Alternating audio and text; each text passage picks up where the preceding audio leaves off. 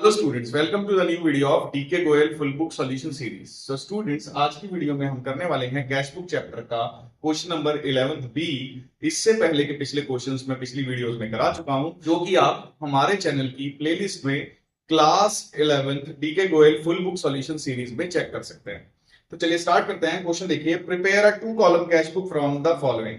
तो हमें यहाँ पे 2 कॉलम कैश बुक बनानी है। जो 2 कॉलम कैश बुक का यहाँ फॉर्मेट बना हुआ है। और कैश बुक का रूल क्या होता है? कैश बुक का रूल बड़ा ही सिंपल होता है। अगर अगर बढ़ेगा तो डेबिट साइड पे आएगा और अगर घटेगा तो क्रेडिट साइड के अंदर आएगा। ठीक है, मींस अगर पैसा आएगा तो डेबिट साइड में, जाएगा तो क्रेडिट साइड। ठीक है, तो चलिए स्टार्ट करते हैं।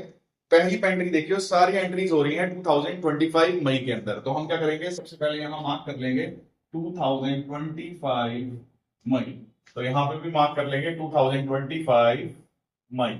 अब उसके बाद देखते हैं फर्स्ट तारीख को cash at office 720, bank overdraft 12,500।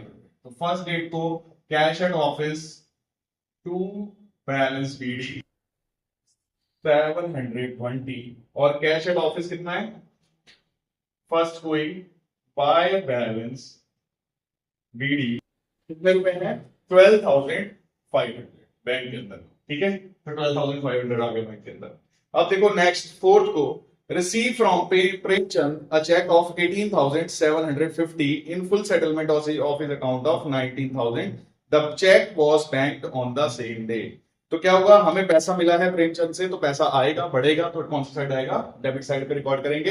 कितने रुपए का चेक मिला है? 18,750 का। और बोल रहा है उस चेक को हमने तुरंत जमा करा दिया। तो तुरंत जमा करा दिया तो हम आज इसको लिख देंगे।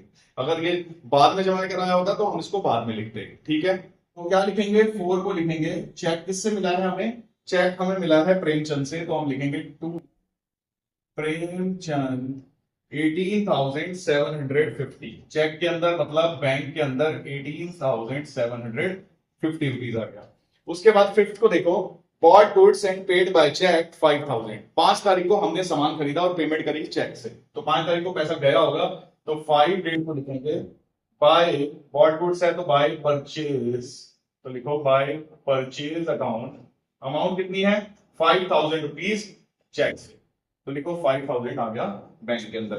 फिर देखते हैं नेक्स्ट 6 को, Narendra settled his account of 7,000 by cheque. This was banked on the same day. Narendra settle का मतलब नरेंद्र ने अपना जो अकाउंट था उस 7,000 रुपए देके उसने अपने अकाउंट का जितना भी था हिसाब को पूरा कर दिया। तो और हमने चेक को तुरंत जमा कर दिया। तो मीन्स 6 तारीख को हमारे पास पैसा आएगा, बढ़ेगा तो कौन सी साइड आएगा? Debit side. तो क्या लिखेंगे? टू नरेंद्र कितने रुपए का चेक दिया है? 7,000 का। बैंक में लिख देंगे 7,000।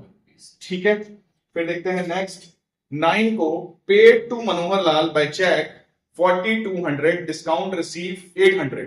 तो यहां पे क्या हुआ है? सीधा लिखा है कि paid to Manohar Lal, cheque दिया है 4200 का। तो जो पैसा दिया होता है वही आएगा, डिस्काउंट को हम इग्नोर कर देंगे। मींस यहां पे आएगा 9 डेट को हमने मनोहर लाल को पैसा दिया है, तो पैसा जाएगा तो क्रेडिट साइड में आएगा। लिखेंगे बाय मनोहर लाल कितने रुपए दिए हैं?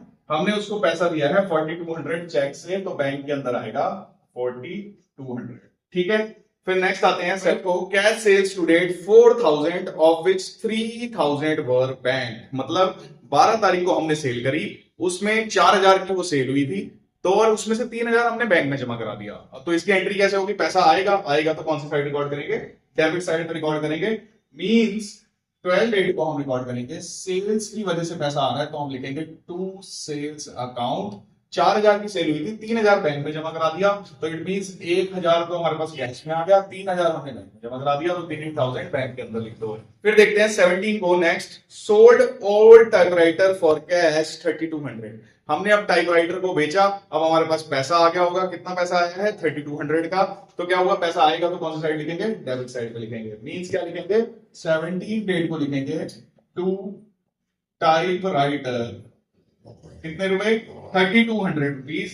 कहां लिखेंगे? कैश में लिखा है तो कैश में लिखेंगे 3,200। उसके बाद नेक्स्ट देखो, receive a cheque for 4,000 from Naresh in full settlement of his account of 4,600। अब बोल रहा है 20 तारीख को हमने नरेश ने हमें चेक दिया जो था 4,000 रुपए का, और उसको पैसे देने थे 4,600। उसने 4,600 की जगह हमें 4,000 का चेक दिया और कह रहा फुल सेटलमेंट हो गई, अब और पैसे नहीं दूंगा।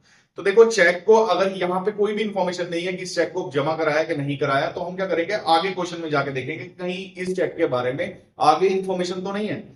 तो अगर हम इसको चेक करें तो देखो उसके अगली ही लाइन में लिखा है, cheque is endorse to Suresh on 24th May in full settlement of his account of 4200। 4000 का वो चेक था, उठा के हमने सुरेश को दे दिया और वहां फुल सेटलमेंट कर दी। मतलब हमने कहा कि भैया ये चेक तुम लगा लो, अब तुम्हारे 4200 रुपए थे, अब हम कुछ नहीं देंगे, 4000 में इसकी सेटलमेंट हो गई।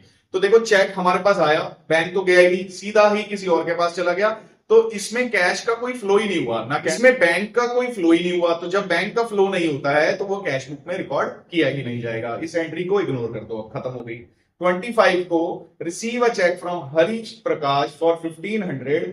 The cheque is endorsed to Ram Prakash on 27 May, discount receive 300। अब फिर से क्या हुआ, 25 को हमें एक चेक मिला, वो हमने 28 को किसी और को दे दिया। तो जब हम चेक किसी और को दे देते हैं, हमने तो बैंक में जमा कराया नहीं, तो जब तक बैंक में नहीं जमा कराएंगे पैसा आएगा नहीं। तो जब हम चेक ही उठा के किसी और को दे रहे हैं तो कैश का यहाँ पे फ्लो ही नहीं हो रहा। तो कैश का जब फ्लो नहीं होगा तो हम इसको रिकॉर्ड नहीं करेंगे। ठीक है, नेक्स्ट देखो 28 को विड्रीव from bank office use 1000 and for personal use 1000। अब 1000 रुपए तो भैया हमने बैंक से निकाले ऑफिस यूज के लिए, मतलब ऑफिस के अंदर वो पैसा रख दिया, और 1000 रुपए हमने प्राइवेट यूज के लिए निकाले। प्राइवेट यूज का सिंपल मतलब होता है ड्रॉइंग्स। तो पहले क्या करेंगे, पहले ऑफिस यूज वाले कर लो। अगर पैसा बैंक से निकालोगे तो कैश बढ़ जाएगा, तो कैश को बढ़ा दो, और बैंक कम हो जाएगा तो बैंक को घटा देंगे। अब ये होगी कॉन्ट्रा एंट्री, इसको सी से मार्क करो। बैंक में लिखा है तो लिखेंगे बाय कैश अकाउंट। ठीक, अमाउंट कितनी है 28, ये आ गया 28। अब ये आओ यहाँ पे 28 टू, अब यहाँ कहाँ लिखा है, यहाँ कैश में लिखा है तो यहाँ क्या लिखेंगे, टू बैंक अकाउंट। ये होगी हमारी कॉन्ट्रा एंट्री। ठीक है, 1000 रुपीज। अब उसके बाद नेक्स्ट आ जाओ, पर्सनल यूज के लिए भी निकालेंगे। तो पर्सनल यूज के लिए क्या लिखेंगे, 28 को लिखो सीधा बाय ड्रॉइंग्स जो है अकाउंट 1000 रुपए, वो भी बैंक से निकाले हैं तो उसको भी बैंक में माइनस कर दो। ठीक है, चलिए अब नेक्स्ट एंट्री देखते हैं 29 को विड्रीव from office for payment of private bills 4250। Private bill का मतलब होता है फिर से कि वो ओनर के घर के बिल होंगे, घर के बिल हैं तो वो क्या होता है, ड्रॉइंग्स होता है। मींस इसमें भी पैसा जाएगा, पैसा कम होगा, और क्रेडिट साइड में लिखेंगे। और 29 को क्या लिखेंगे, बाय ड्रॉइंग्स अकाउंट कितना है 4250 रुपीज। क्योंकि यहाँ पे मेंशन नहीं किया गया कि कैश में से निकाला है या बैंक में से निकाला है, तो बाय डिफॉल्ट हम कहाँ लिखते हैं, हम कैश के अंदर लिखते हैं। ठीक है, उसके बाद आते हैं नेक्स्ट 30 को paid by cheque salary 1600 rent 1000। तो पैसा क्या आपको हमने पेमेंट करी है, सैलरी 1600 की और रेंट 1000 रुपए का। अब देखो यहाँ पे 30 को बाय सैलरीज अकाउंट, सैलरी कितनी पेमेंट करी है 1600 की चेक से, तो वो लिख दो। और फिर हमने पेमेंट करी है किसकी, रेंट की, वो भी लिख देंगे बाय रेंट अकाउंट 1000 रुपीज। ठीक है, उसके बाद 31 को bank charges as per passbook 50। तो लिखो 31 को बाय बैंक चार्जेस अकाउंट। ठीक, कितने रुपए की पेमेंट करी है, बैंक से 50 रुपीज की पेमेंट करी है, तो बैंक के अंदर हम लिख देंगे 50 रुपीज। ठीक है, अब यहाँ पे हमारी सारी एंट्रीज हो गई हैं। अब हमको आंसर निकालना है। तो आंसर निकालने का तरीका क्या होता है, ज्यादा में से कम को माइनस करना है, सिंपल। तो ज्यादा साइड में से हम कम को माइनस करेंगे। ज्यादा देखो कौन सी साइड है, इसमें ज्यादा वाली साइड है। तो इन सब पे टोटल करते हैं पहले। तो टोटल देखो, इन सब का अगर हम टोटल करेंगे तो वो आएगा 5920। ये 5920 इस साइड आ जाएगा। इसमें से ऊपर की वैल्यू माइनस करो, मींस इसको वैल्यू माइनस करो, तो 31 मई को ये आ जाएगा बाय बैलेंस सी। इसको माइनस करके हमारी वैल्यू आ जाएगी 1670। ये तो हमारा आ गया कैश का बैलेंस। अब हम निकालेंगे बैंक का। बैंक के लिए हमको पहले चेक करना पड़ता है कि कौन सी साइड ज्यादा है कौन सी कम है, क्योंकि कैश की तो हमेशा डेबिट साइड ज्यादा होती है। तो डेबिट वाला हम पहले लिख देते हैं, बाद में हम आंसर निकाल लेते हैं। बैंक में कोई भी साइड ज्यादा हो सकती है, ये वाला टोटल ज्यादा है तो हम इसको लिखेंगे 28,750 इसका टोटल है। ये 28,750 हम इस साइड लिखेंगे।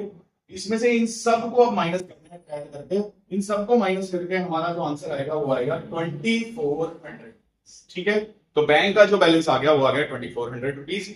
अब इस बैलेंस शीट का मतलब क्या होता है, इस बैलेंस शीट का मतलब होता है सिंपली कि 31 मई को फर्म का जो लॉकर है उसके अंदर जो कैश पड़ा है वो है 1670, और जो फर्म का अकाउंट है उसके अंदर जो बैलेंस है बैंक का वो है 2400। ठीक है, ऐसे ही अकाउंटिंग वीडियोस देखने के लिए सब्सक्राइब और लाइक करें। मिलते हैं नेक्स्ट वीडियो में इस चैप्टर के नेक्स्ट क्वेश्चन के साथ।